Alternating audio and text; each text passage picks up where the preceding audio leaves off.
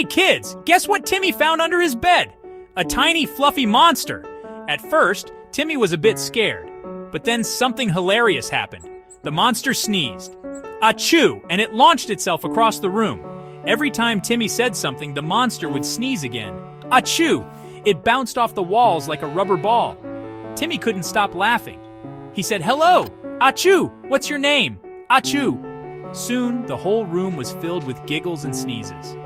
Timmy and the monster were having so much fun. They laughed and sneezed and laughed some more. Until finally, they both sneezed at the same time. Achoo!